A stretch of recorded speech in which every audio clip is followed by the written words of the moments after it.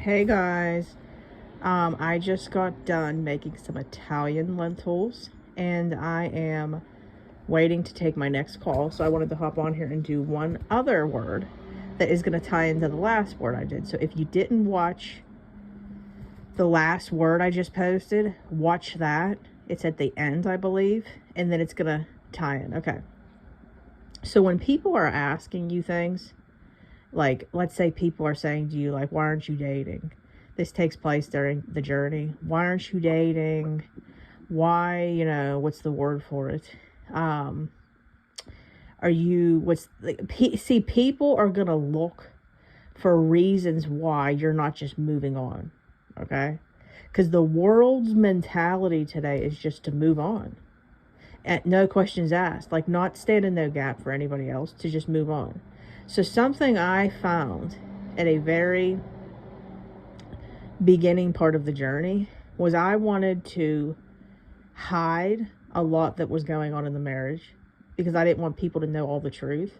This is something that's very common that a lot of people do. And then I also wanted to, what's the word for it?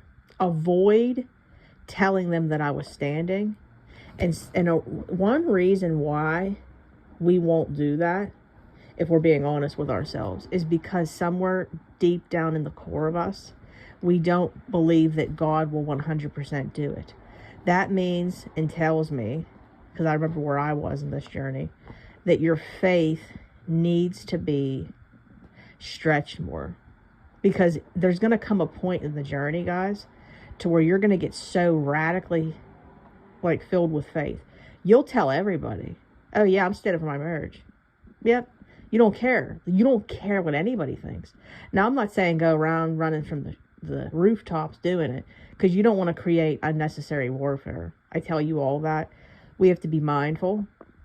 Okay, but if people are going to hound you and say, why aren't you dating? Why are you, not moving on?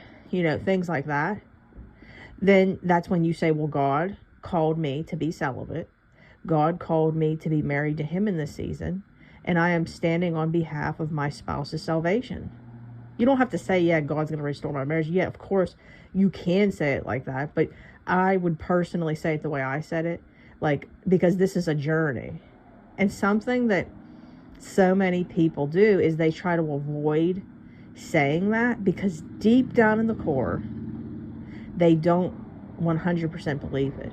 And I'm going to tell you right now, how can God, something he showed me was, how can he get the glory? How can he get the glory for something people don't know about? Don't you see why, guys? Everybody knows about your marriage deteriorating. Everybody knows about it. And it's because he wants to have it come to full circle restoration. He wants everybody to know about it. He wants everybody to see his resurrection power. He wants everybody to see that it was dead and then he brought it back to life. He wants everybody to know, okay, that he did it. Now, you don't want to be arrogant about it, and you don't want to just willingly go around telling everybody like that. But if it's asked and you're put into a situation where they're more or less making it to you, why are you just sitting around? You say, I'm not sitting around. I'm called to be alone in the season for God to do a work in me. And then at the proper time, he is going to restore my marriage. He's going to create salvation in me and her, or, me and him, whatever you want to say. Him and I, and you just stand by that. And yet, of course, you got to be prepared for some projection. What if they say, oh, you're so stupid. Oh, you think God's going to restore your marriage? Look at them. They're already moved on with somebody else. They're pregnant to somebody else. You're going to get all kinds of projection. Remember that, guys. But you got to be bold right back and say, well, that's okay. I get it. You're going what you're seeing carnally. But I am a walk by faith, not by sight individual. And show love and kindness, and that's all. Okay? So I want to make that clear, guys. Ask yourself, why are you avoiding telling the truth? And this even happens with spouses. Some of us, we'll avoid telling our spouse. Like a lot of spouses will ask, well, why aren't you dating? I know I was even asked that. And for the first like 2 years, I would just keep saying, oh, I'm not in the mood to date, whatever. I would come up with excuses. And then I started radically saying, because I know God's going to restore our marriage. Like, that's when you get to the point to where without a shadow of a doubt that God is going to do it. Okay, guys? I hope that this word has blessed you. You have that radical faith, guys. Have that radical walk on water faith. But again, don't just go out like running your mouth for no reason. Because we have to also understand that the mouth can get us into trouble. I definitely have experienced that. So, anyways, guys, use your discernment. But I hope that this word helped you. Ask yourself, why am I avoiding telling people the truth? And you'll see that most of the time it's connected to doubt. Okay? Because somewhere deep down in your head, you don't want people to know the full truth, because if God doesn't do it, you don't want to look stupid.